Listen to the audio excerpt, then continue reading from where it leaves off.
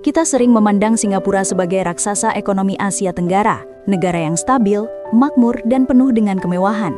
Namun, data terbaru menunjukkan sebuah realita yang mengerikan. Singapura sedang tidak baik-baik saja.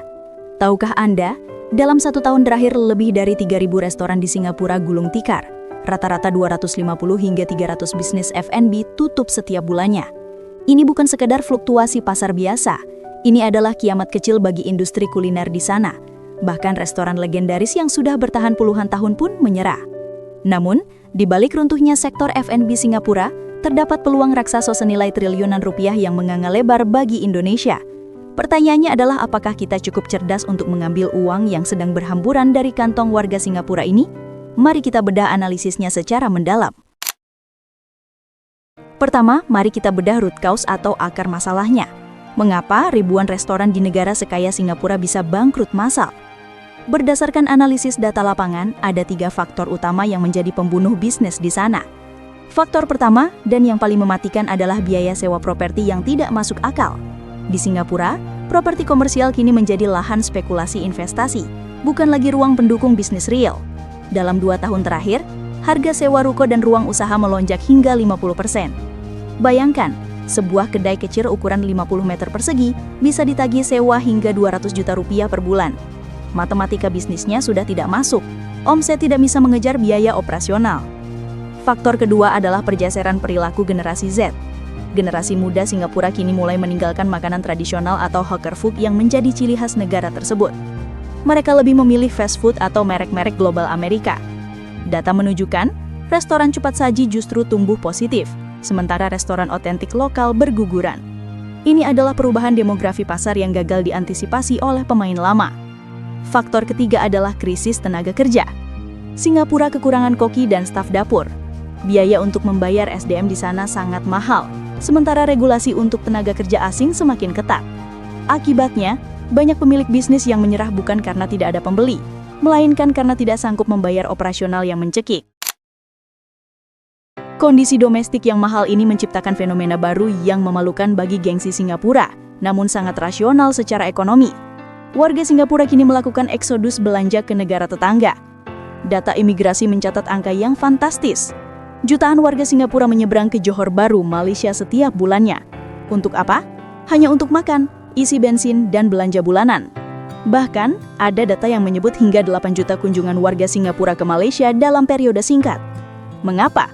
Karena dengan menyeberang sebentar saja, biaya hidup mereka langsung terdiskon drastis.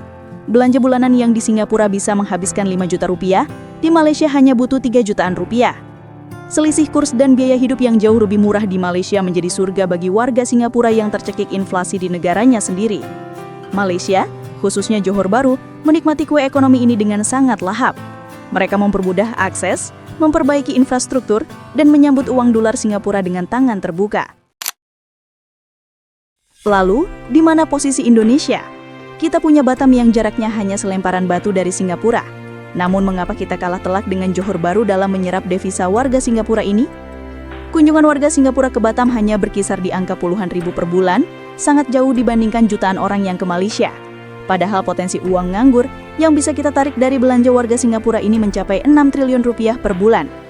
Masalah utamanya ada pada barrier to entry atau hambatan masuk.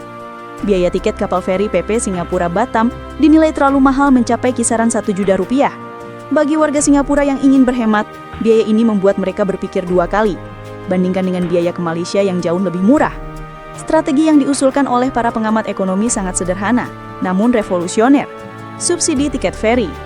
Pemerintah Indonesia, khususnya Pemda Batam dan otoritas, harus berani berhitung. Jika kita mensubsidi tiket feri, katakanlah digratiskan saat berangkat dan hanya bayar separuh saat pulang, kita mungkin keluar uang untuk subsidi. Tapi, bayangkan multiplier efeknya. Jika satu turis Singapura datang, mereka akan membelanjakan minimal 3 hingga 4 juta rupiah untuk hotel, makan, dan belanja di Batam. Subsidi Rp500.000 untuk mendapatkan devisa 4 juta rupiah adalah investasi yang sangat menguntungkan. Selain potensi pariwisata belanja di Batam, ada satu peluang lagi yang sudah mulai terjadi.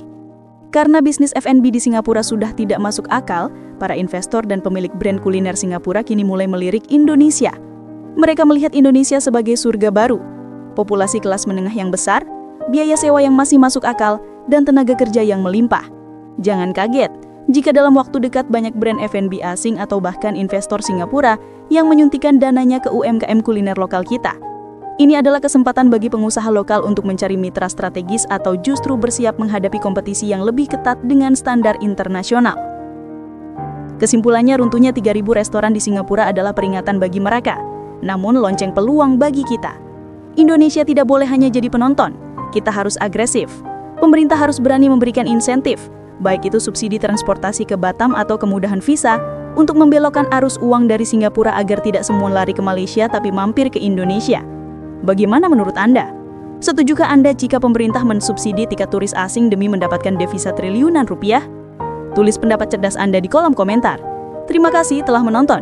Jangan lupa like dan subscribe untuk analisis ekonomi yang lebih tajam. Sampai jumpa di video berikutnya.